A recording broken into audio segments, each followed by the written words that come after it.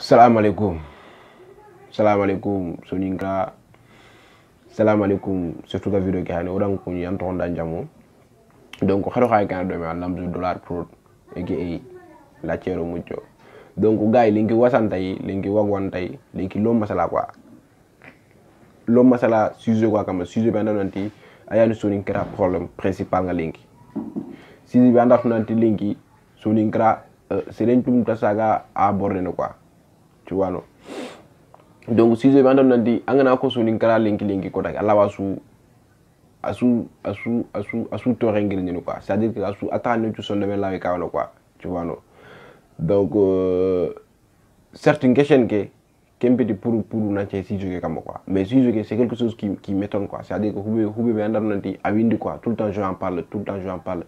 Donc je me suis dit pourquoi pas, il est temps d'en parler quoi, d'en parler en général, d'en parler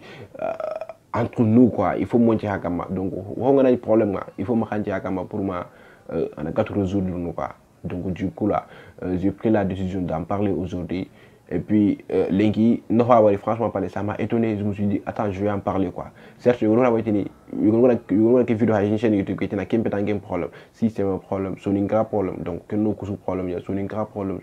Zenes soninki aussi un problème, aussi un grave on a solution mondiale. Donc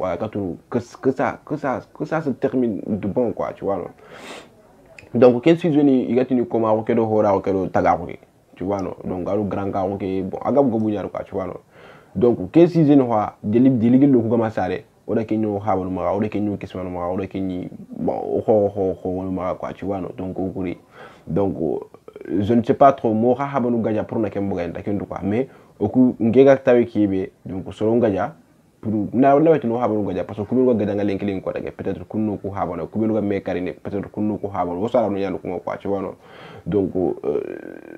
igame honda melu quoi, tu vois non, pour affaire kembo ga. Donc jusqu'à présent jimbi na khurungo nya quoi gaja ke ni hilwa deux étapes hay parce que yogonu way kumpay gaja nga pour le fait que yetini c'est na commun, c'est pas normal. On est tous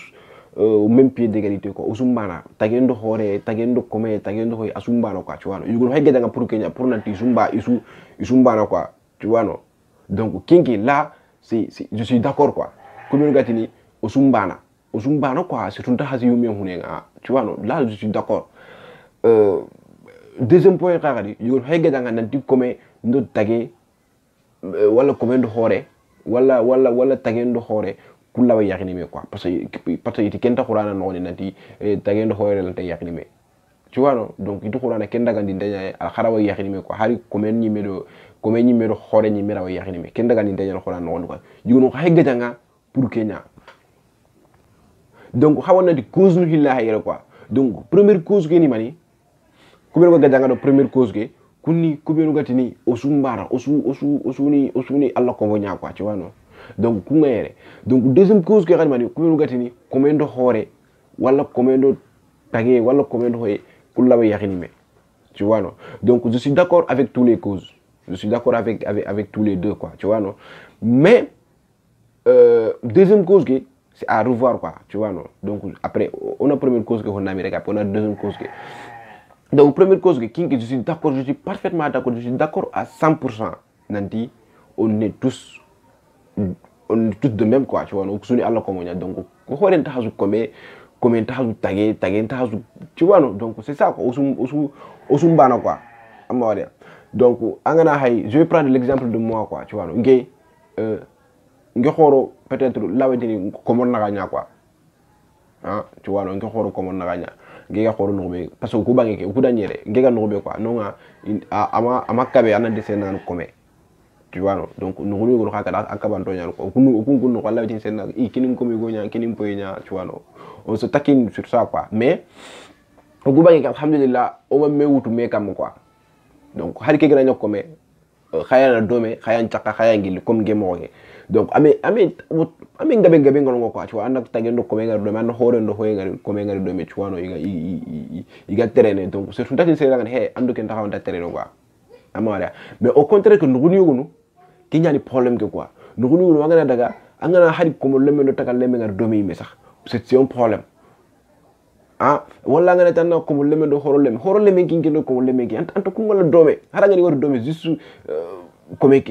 tagi kena hore kena nyana mo ko ndambe nyoko ko ani idu to kama ini du nyoko ke tagi comme ki ani noble ki après ki ani comme quoi tu vois ça c'est pas normal c'est ça qui n'est pas normal o ko xamanta hankene pour na kenya boga quoi tu vois non donc pour na panke na kembogay première cause pour na panke na kembogay c'est pas jeki rek only jeki rek on tawna boga jeki wonta anga hontari ni honta dabar ni sasa rek anati wa bon duguna boga sasa quoi non ke dalla giligi lu ko ma sare giligi lu ko ma nyakari ni tu vois non kengay on sait que c'est pas bon tout le monde sait que c'est pas bon avant su esprit no gondi hari kibi megi du nyala noble ki nyi wonon tiketi noble iki gena fati kwante li ihirindi kwante li ku mencho kwante li rano gondi tu vois ay monon tiketi noble donc alwa esprit no gondi quoi. Donc, vous savez ce qu'on va faire là. Maintenant, prenons notre temps. Avec le temps, ça va changer.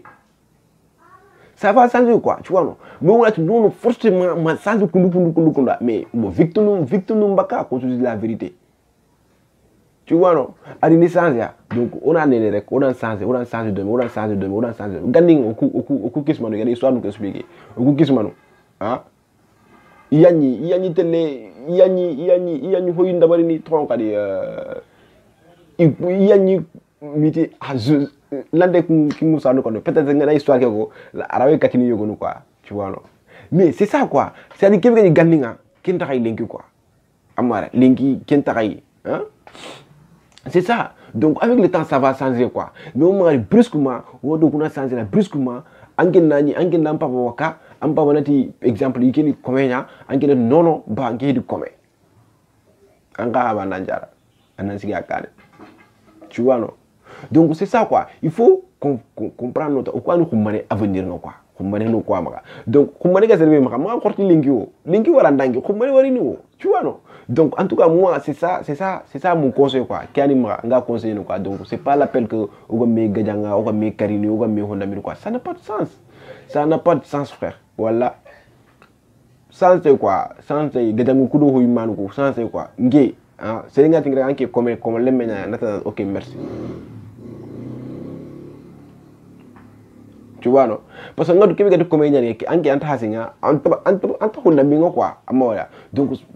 c'est ça quoi donc sans le fait que me karini wala haroga me hondamir quoi tu vois non donc on a danginunga on a dit deuxième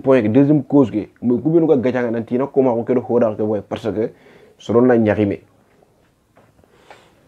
ina koma ko ndo hora ko mo soron na nyarime certes alla mako nanti komendo ima komendo hore nyarindime no qur'ana nga bon ama kabe quoi parce que qur'ana ngay komendo hore nga nyarindime condition yana xaga xawanta da bari no quoi tu vois non pour comme kedo hore ke nyarime ke nyana qur'ana mais tagi ngendo horenge j'espère que itu lawa yaxini me quoi amare donc garankundo tagunu ku lawa yaxini me quoi mais lengi len ko def ko ra kunya bugay odu kunya nda yaxini me amare donc vous savez là je suis un peu d'accord quoi le fait que gati komendo horendo wala tagendo grangendo wala kumpo ndamo mari yaxini me quoi c'est très important. Donc on peut ñokono de mbay ngavi ñokono quoi un point de vue tu vois non pour deuxième cause quoi deuxième cause parce que conséquence y a deuxième cause quoi angana hay genati ngeni komenya ya xanne ko way hore ñan quoi tu vois non donc itin ngira ngani ndo ya xanne ke ñaxime ngedo ya xanne ko yaxime quoi comme ndo hore o yaxindo ya xanne ke yaxime donc le fait que ngedo ya xanne ke yaxi domé yérime quoi tu vois ça va créer un problème. Ça va créer quel problème? Je m'explique. Comme au Koubangé yere bon on t'a nous retenu quoi mais au Koubangé yere au Koubangé ana ngenyaka tu vois non ngenyaka quoi hari ngera ani komenya ngenyaka comme lemme comme que ko lemme nyaka ne horo linéa tagol linéa jaru linéa grand col linéa donc jarundo grand kondo hoyku kunga aro nyaka meti nyaka malano nyebe kunga nari kunga golle ani maka igan khawanta la warni nyaka ke koda kuna daga soa kuna daga gumbunu xexé kuna daga maño liti kuna daga kuna hari sore kuna hari hoye ndabari tu vois non mais nke como e xaren take ndabari como yugon take ndabari o kun taw na rek o kun li nya o ko huli nya ke no ko dun kanu mais horo kun dari ado como kudo nya xamalan ko kunyan affaire ko su dabari yantele do maru mo yantele do hoyu mo yana hoyu ko c'est à dire nya ke yana nya ke charge tu tu vois non donc c'est ça ikun ka kalle nganari tagi ngane yaxini donc ko xantele si ikun ka no quoi vous avez capté ce que je veux dire donc c'est vice versa comme kalle nganai tagon daga si tagon kalle nganai horon nari ado como c'est comme ça quoi horon kalle nganai tagon como daga si ado jaru tu vois non donc c'est comme ça mais nki en tant que comme ngel horon le meñarime donc horoku kulante ni si nge ñaxage parce que ngel horo ko ñame na nga ando soni ngara nga ando soni ngara kallu rek donc khanda honi gonu limite ñi xena nga quoi tu vois non parce que an kallu ala nditi nan kallu na li gumbo xexé wala an kallu na ga soit tu vois non donc ngel horo le me ñaxime horo le mu ku ñi nge kallu donc kulante ni soit ku igan kawata hubibi dabar ni ñaxake inta ken dabar parce que limite lay quoi je ne sais pas si vous me comprenez ce que je veux dire donc quelle limite garo ndo horo ko na ndo horo ko ngara horo le meke yaxi ngedo horo lum ko haga nya fami donc ngari nke ñaxa walli ñi manci horo ko ana ko ñi mi ray manci ngani donc ku lante di ñaage wala ku lante di xexendi wala ku lante di hogo dabar quoi tu vois ce que je veux dire donc c'est ça ku nga lante ni am na ke limite nak no ko couper nak ba ke no couper quoi donc ke no ko couper nge xogone ko tanay ma ke ngala grand ñaxi donc awdu ñaxa grand ko ñali dundundimi donc mais qui est grand gagnant mais est-ce que grand ko ira ni dundundimi quand je vous pose la question quoi tu vois non donc grand ko la de dundundimi parce que yi ñaka ñani yi me ñaka ñani ani me ñaka la de na dundundimi après ne landu ko xali non ça ne se fait pas tu vois non donc ku grand ko ngi xone kera grand ko yaxi grand kal me kebe yaxi ki grand ku grand ko ranta i dundundimi ndabari ni yairina rek donc yairina comme yi me ñaka ñani donc voilà ina ñaka ndabari peut-être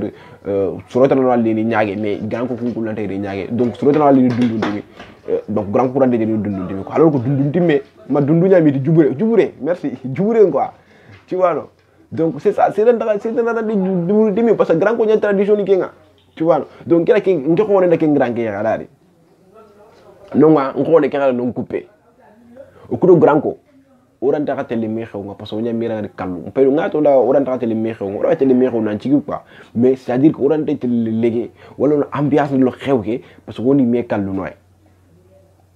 vous avez capté non donc on est dans nga on a dit bon nga wuyogo exemple par exemple jusqu'à présent par exemple nga yogo ken kana daga hoye mundu to ngari jare mundu ado jare nari aswa na dinya nga jare nya chu mais ngeka wala jare mundu ado jare lewo mais est ce que jaru la rini sugu kenya ko tu dis la vérité pas question ya poser la gel la jaru ngala rini sugu kenya alors ko jaru melu nya nya jaru ko rini sugu ne li du kun akati dan te ken na bari tu vois non donc ainsi de suite donc affaire ki hay ni couper après à la fin ñi me sax c'est rendaxatele c'est ñaka est-ce que tu vois donc kuntu ça devient un peu plus de plus en plus compliqué après arina magagno complication totale anya complication totale nya donc une complication totale à l'ini on t'a rien comprendre on t'a rien famo ainsi de suite comprendre le comprendre donc c'est la raison pour laquelle ngati quel point qu'on ne suis pas du tout d'accord quoi madungé quel point quoi donc c'est ça parce que une justification de tout quoi mais peut-être que ils xarawe nous convaincre quoi donc les akana commentaire quoi ils vont nous convaincre ya tinga ke ko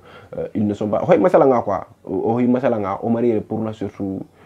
ciblé wala o marié pour na surtout minimiser o marié pour na surtout ni du quoi tu vois donc hoy masala dès que wala masala rek après on va trouver une terrain d'entente quoi tu vois donc c'est un peu ça à propos de négociado Igo Beps demi-finale très bientôt à Warinu quoi donc c'est ça j'espère que Punyanu quoi donc parlons on a masal rek donc affaire que ça va aller quoi